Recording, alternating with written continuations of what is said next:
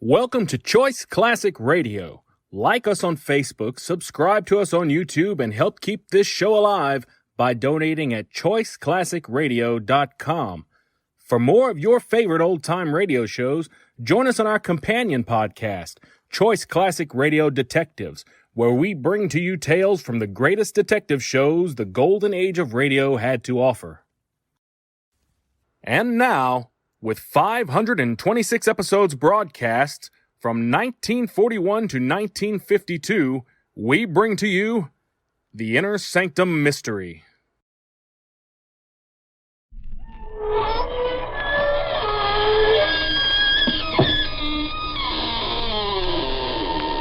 Good evening, friends. This is your host to welcome you through the creaking door into the inner sanctum. Well, a lot of job seekers came up through the cracks in our floor the other midnight. One argued that he was a writer of the sinister variety, claimed he wrote poetry on tombstones. We put him to work in our burial bureau.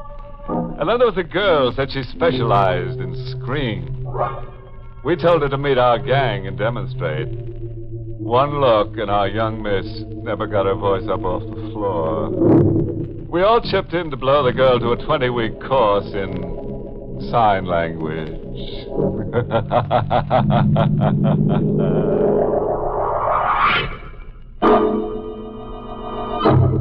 Tonight's Inner Sanctum Mystery, Appointment with Death, was written by John Robert and stars Charlotte Holland in the role of Janet with Carl Swenson as Richard. Tonight's story is custom tailored for the timid. We guarantee a fit. Manhattan's East River Harbor. Cold gray granite, an architectural eyesore imported from the old world. A high wall and iron fence hide its secrets from the city's teeming millions. Inside the high wall, a woman in black walks slowly toward a man. The man is silhouetted under the moon, bending over a lilac bush. Richard! Oh, I'm sorry I startled you, ma'am. I am trespassing, I know, but I couldn't resist your garden. I'll go. No, wait. You are not Richard. You're staring as if you don't see. My eyes are old. Turn your face to the moon so I can see you. All right. I've forgotten. So many faces have been Richard's. So many, many faces everywhere. Everywhere? What does your Richard do when he isn't roaming about? He sleeps. Right where you stand, there is a grave. And in it, Richard sleeps. How did you get in here? I walked in through that open gate, the rear of the garden. The Florentine gate. You found it unlocked. Yes. You're trembling. There's something wrong? The open gate means the last Lowell is about to die. I am the last Lowell. I am about to die. There were 5 of us. My brother Tom, my sister Melanie, and me. We lived silently and sullenly in this house, which Father had bought in Italy, and then had shipped, stone by stone, to be restored here. It was as if a dark plague hidden in the ancient granite had infected us all. As if we were born to destroy each other. Mother was first. She roamed the great halls and hid. We never knew where she slept or how she managed food. All we knew of her was a laugh. It was the only way she spoke to us. One day she just disappeared, never to be heard or seen again. Father was next. He was sick and grew worse, but refused to allow a doctor to enter the house. On his last night, we were gathered around his bedside, Tom, Melanie, and me. Water. Melanie brought a tumbler of water, but Tom struck it from her hand. No tenderness, Melanie. It doesn't become you. He's calling for water. He'll get all the water he wants soon. His casket will be brimming over. Father passed on during the night, a shrunken figure, just skin and bone. We buried him in a simple, mocking ceremony during a rainstorm. You see, my sisters, it rains water for Father. Father was gone, but he lived on in Tom, with the same dark, brooding obsessions we had known in Father. Melanie and I were there in Tom. We'll go on rotting away exactly as we have. Nothing's changed. Tom, we don't have to go on like this. Don't we, Melanie? No, with Father's death, we're free. And this new freedom, Melanie, what would you do with it? I asked, what would you do with it? Just live, Tom. I see. And you, Janet? Are you full of new purpose? We have a right to womanhood, Tom. Nice word, womanhood. I give you another word, manhood. I turned the word over in my mind 1,000 times before I gave it up. Womanhood. Give it up. It's an impossible word. Your whole life's against it. An impossible word, womanhood. I tried to forget my whole life was against its realization. When Richard came. I met Richard here in the garden. I was in mourner's clothes, listening to the foghorns and staring out into the river one night. Hello. Oh, did I frighten you? Yes. I'm sorry. I'm Richard Dunn. I'm a lawyer. Oh, you're here to read Father's will? Yes, but that isn't until 10 o'clock. Shall we stroll a bit? You mean pace from wall to wall? Well, a drive, then, if the garden's too confining. We can leave through that rear gate. The Florentine gate, no. What, did I say something wrong? That gate must never be unlocked. Hey. Oh, I'm sorry. Are you kind of in the dumps over your father's death, huh? Richard. He had come into my life like a gust of clean wind. Shut away here in a granite tomb like a dead woman. Come alive, Janet. How, Richard, how? Just get up and leave. There's nothing here to hold you. But there is. What? Well, Father, Mother, the past. That's imaginary rot. You've all cast a spell over yourselves. Why, forget the past. Think of the future.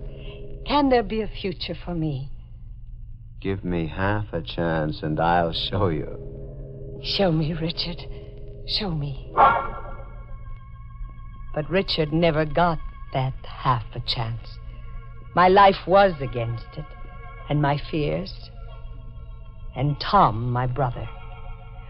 One night, Tom saw to it that Richard or I would never get that half a chance. I was asleep in the grip of an old nightmare, an old fear that haunted my sleep.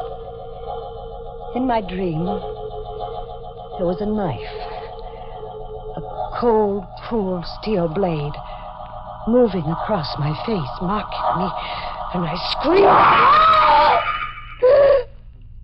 I awoke with my face aflame, and Tom standing over me in the pale morning light. You have no beauty anymore, Janet. No beauty? Oh, Tom, I dreamed of a knife branding me. An old dream with you, Janet. Tom, my face! The scar will heal, and you'll wear a black veil. No one will look upon your face. The scar healed. I wore a black veil, and no one looked upon my face. I hid as my mother hid. I hid and spied and eavesdropped. I hid from Richard, too. In time, Richard stopped asking about me as his infatuation for Melanie grew. I eavesdropped on 100 intimate talks they had, Melanie and Richard. But I remember one. They were in the music room. Melanie, come away with me. You're just speaking to Janet through me. No, I've forgotten Janet. She's disappeared. She's gone. It's you that I want. Why, Richard? Why do you want Janet or me? I don't know. Sometimes I feel compelled, as if somehow I was fated to come here. I feel that I must pull one of you from this contamination. Melanie, say yes. Well, at least I need time to think. But I'm going away. Well, when you come back, if you come back... I'll come back. You write to me? Yes. Yes, Richard, I will write to you. Melanie and Richard. I had lost him. And I was lost. I had lost him, but Melanie would too. Melanie must lose him too. I stole Melanie's letters to Richard before the postman could pick them up.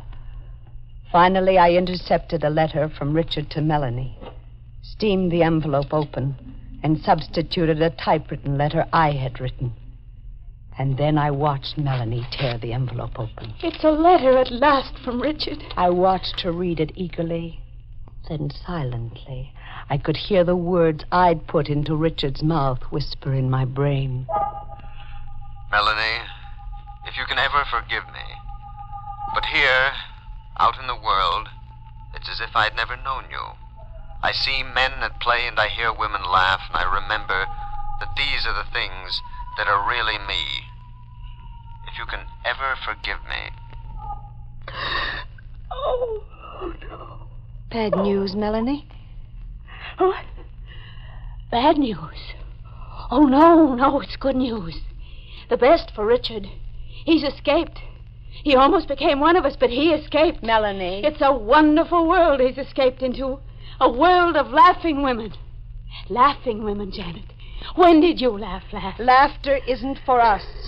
Nor marriage, Melanie. Nor escape? Nor escape. Oh, but you're wrong, Janet. There is escape for both of us.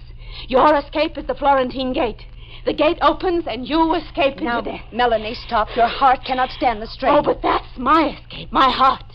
My poor, wonderful, unpredictable heart. We worried about it as children, you remember?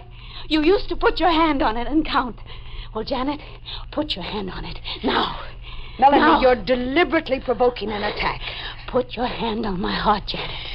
Just one last time. Melanie, now stop it, please. The storm in my heart dies, and the lights go out. Goodbye, Janet. Melanie! She had fallen, as if she had willed her own death. Poor Melanie.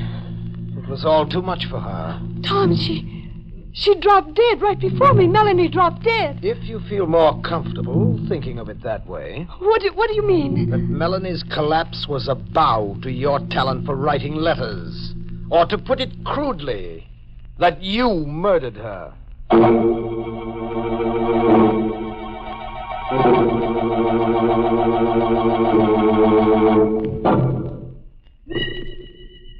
I lived on with an hourly wish for death, wishing Melanie's escape for me, too.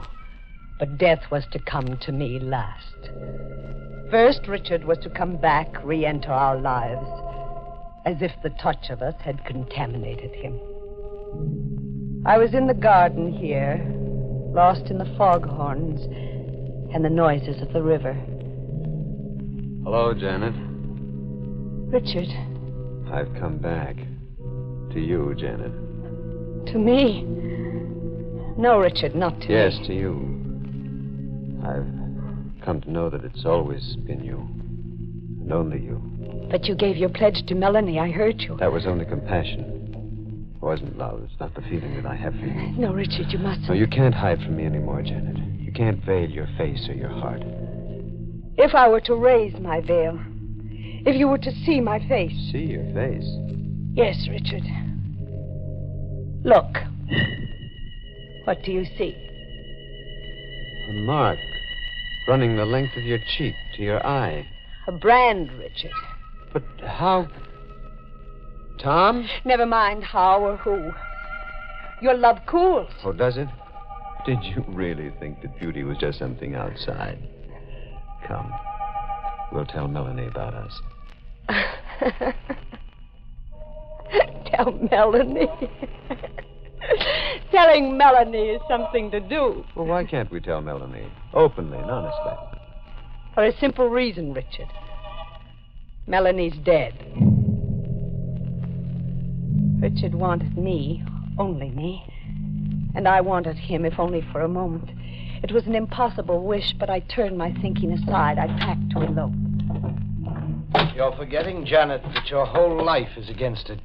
Now, Tom, don't try to stop me. Don't pull me deeper into your insanity. Third finger, left hand. When he slips the wedding band on, how will you keep him from seeing the blood? Tom, please. And the uninvited witness standing between you. How will you stare Melanie down when you say, I do? Now, Tom, stop.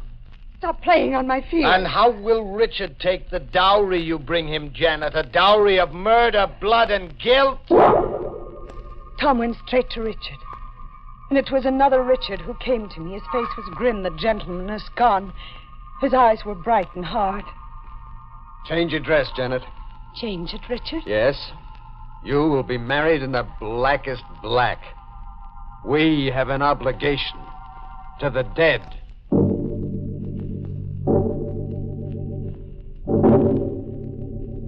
We were married. A macabre ceremony with the principals dressed in mourners' clothes. I couldn't stare Melanie down. The I do caught in my throat. Motoring back, I knew I'd never know that moment of life. We'll go back to your house, Janet. No, not my house. Yes. Only to your house. Then, Richard, you don't mean to be really married to me. Could I really be married to you? You signed my name to a letter that killed Melanie. Yes, I wrote the letter that broke her heart. And Melanie will always be there between us, making any happiness impossible. We'll live in your father's house. Dark, malignant, hating, punishing each other. Marriage was a new nightmare. I watched Richard brood, watched his sensitive mind slowly slip into darkness, and I wished him dead, for his sake and mine. The ghost of Melanie sits beside me. You see her, Janet?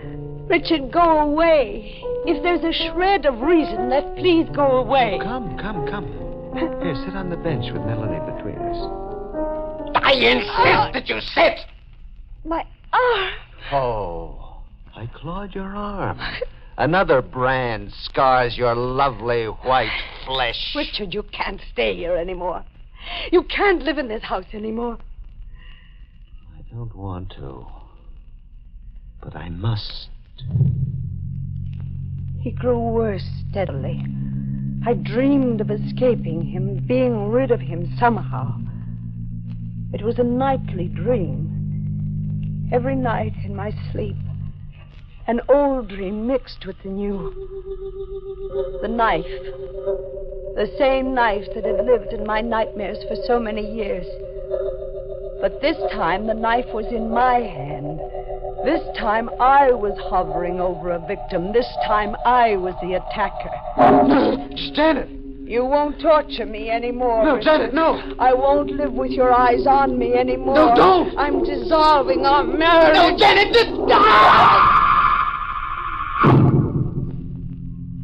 Dawn came in a sick gray haze. I awakened huddled on the floor. Tom was in the room with me. I could feel his presence. Good morning, Janet.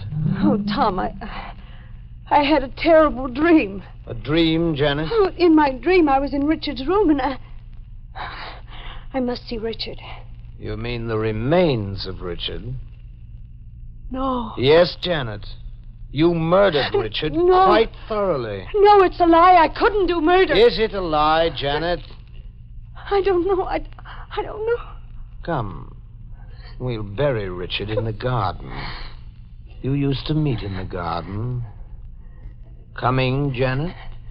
No, I can't. Very well. If I must play solitary gravedigger. My dream hadn't been a dream, Tom said.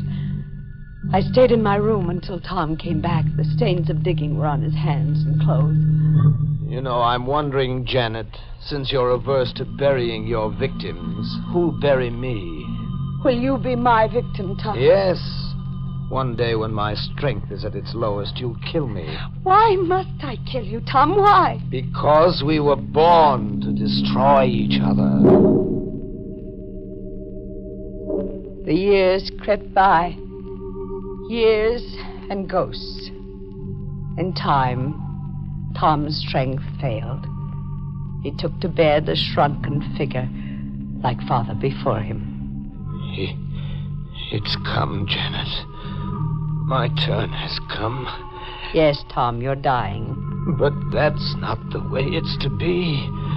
I must die by your hand. You must kill me. No. You're insanely obsessed, and you've tied me to your insanity. But you can't push me into murdering you. Janet, kill me, please. If only for hate. I'm too tired to hate, Tom. Then if only to settle your score with me. I turned Richard against you. Because of me, you were married in black to a bridegroom of death. Because of me, your honeymoon was a crimson knife. Remember, Janet. I'm dead to memory. And if I could hate, this is your punishment. This is a payment of my score with you.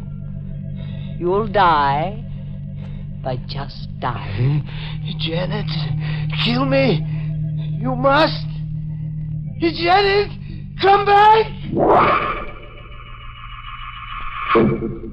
I turned away and never came back. Tom died, but not by my hand. But Tom was right about our dark family destiny. How was Tom right, Janet? The Florentine gate is open, you say? Yes? Then Tom and Father were right.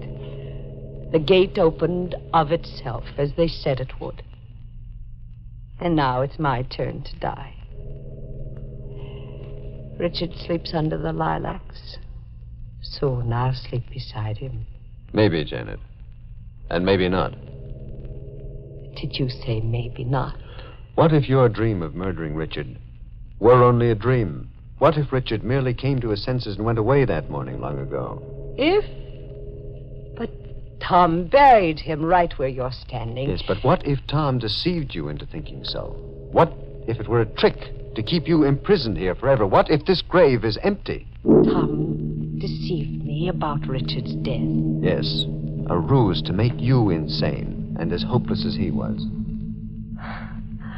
I'm more confused. Janet, look at me again. This time, really open your eyes. You're not... Yes, I am Richard. A bit older, but much, much wiser. Shall we stroll a bit?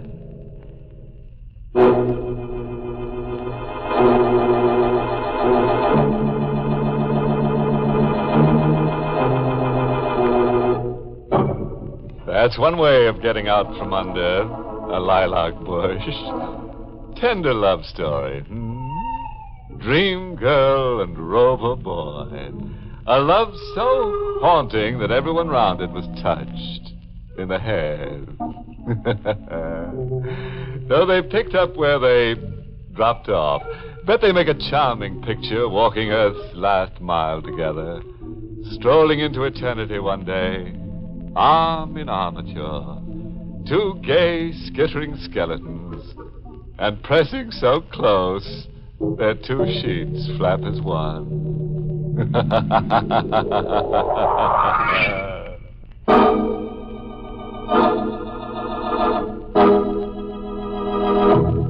Good night.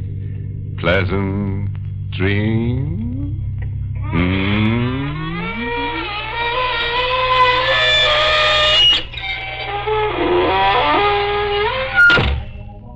Inner Sanctum was heard in the United States over CBS, the Columbia Broadcasting System, and has been rebroadcast for servicemen and women overseas through the facilities of the United States Armed Forces Radio Service, the voice of information and education.